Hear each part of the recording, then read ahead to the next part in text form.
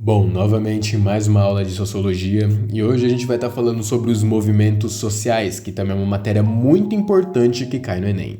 Bom, vamos imaginar que a sociedade é como uma grande floresta com diferentes tipos de árvores, arbustos e animais. Cada um desses elementos representa um grupo social com características e necessidades específicas. As políticas públicas, por sua vez, são como um rio que passa por essa floresta, fornecendo água e nutrientes necessários para manter tudo vivo. No entanto, nem sempre o fluxo de água, ou seja, os direitos e recursos, alcança todas as partes da floresta de maneira igual. Algumas árvores crescem mais e têm acesso a mais água, enquanto outras ficam mais afastadas, secas, sem as condições ideais para se desenvolverem. Os movimentos sociais surgem justamente porque algumas dessas áreas secas da floresta precisam de um fluxo maior de água, e os grupos que vivem nessas áreas passam a se organizar para pedir que o rio da sociedade seja desviado para também atendê-los. Eles se unem e mobilizam os recursos que têm para chamar a atenção para suas necessidades específicas, seja fazendo barulho, seja ocupando espaços públicos ou mostrando para todos a falta que a água faz para sua sobrevivência. Agora, esses movimentos não surgem do nada, eles seguem um propósito claro e têm uma estrutura para organizar as ações. Cada movimento é impulsionado por uma ideologia, como se fosse a bússola, que guia onde e como irão agir. Assim, os movimentos LGBT, feminista, ambientalista e tantos outros têm suas próprias bússolas, que apontam para questões de direitos e necessidades particulares. Eles não lutam só por seus direitos, mas também trabalham para que a sociedade como um todo reconheça que um ajuste na distribuição de recursos pode trazer mais justiça e equilíbrio para todos. A classificação dos movimentos também é importante. Imagina comigo que, além das árvores, existem diferentes espécies que vivem na floresta e têm demandas variadas, conforme a estrutura do ambiente.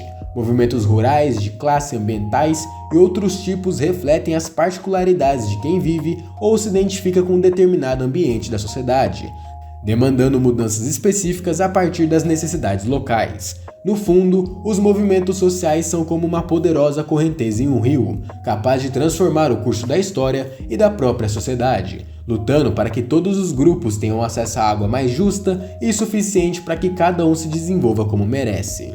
Eu sei que eu comecei esse vídeo contando e explicando como se fosse uma fábula, como se fosse alguma história tirando moral, então eu não vou fazer duas partes para esse vídeo, ele vai ser uma coisa só. Eu já expliquei no começo, traduzindo movimentos sociais por uma analogia, transformando eles em uma floresta, assim como eu trouxe no começo desse vídeo. Mas então, como ele é um tema meio fácil de se entender, vamos falar sobre essa explicação mais complexa nesse mesmo vídeo, é bem simples. No final, a gente deixa ali 2 ou 3 questões para complementar.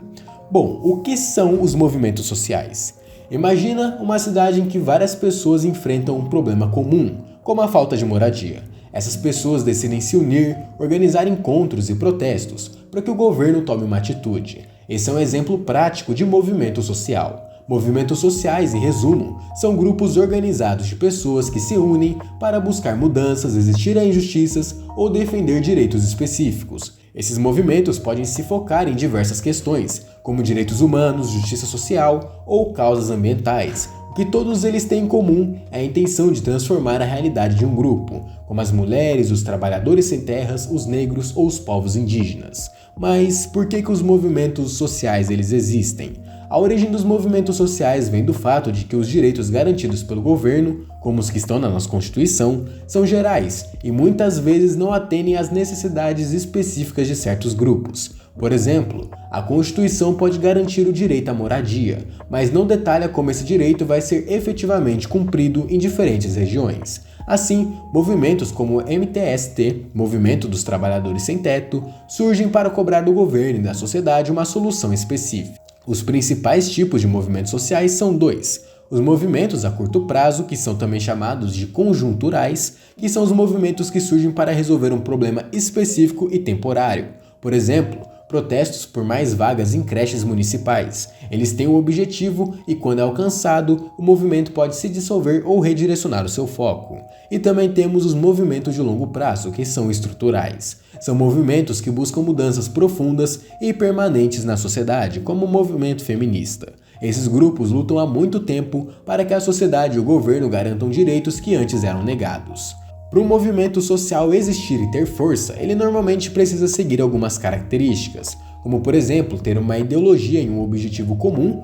Todo mundo tem que ter a mesma visão e o mesmo objetivo bem definido. Uma liderança em si, a maioria dos movimentos possuem líderes ou uma hierarquia para organizar suas ações. E também, claro, os atos públicos. Movimentos sociais chamam a atenção através de manifestações como passeatas e greves. Esses atos podem ser pacíficos ou, em alguns casos, envolver uma resistência mais direta. Os movimentos sociais são um dos pilares de uma sociedade democrática. Eles trazem à tona problemas e necessidades que, de outra forma, poderiam ser ignorados. Além disso, são um meio de dar voz aos grupos mais vulneráveis e garantir que todos os cidadãos tenham direitos a serem respeitados e também, claro, a qualidade de vida.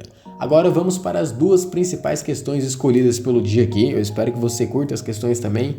Você sabe, qualquer coisa, dá uma pausa, lê a questão certinho porque você tem todo o tempo do mundo para aproveitar. Questão número 1. Não nos resta a menor dúvida de que a principal contribuição dos diferentes tipos de movimentos sociais brasileiros nos últimos 20 anos foi no plano da reconstrução do processo de democratização do país. E não se trata apenas da reconstrução do regime político, da retomada da democracia e do fim do regime militar. Trata-se da reconstrução ou construção de novos rumos para a cultura do país, do preenchimento de vazios na condução da luta pela redemocratização, constituindo-se como agentes interlocutores que dialogam diretamente com a população e com o Estado.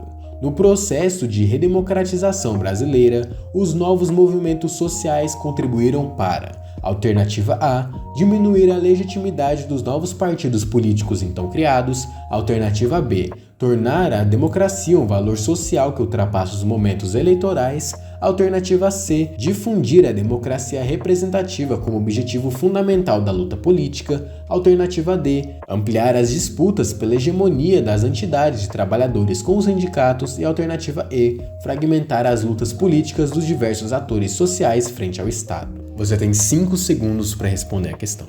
5, 4, 3, 2, 1. Alternativa correta, letra B.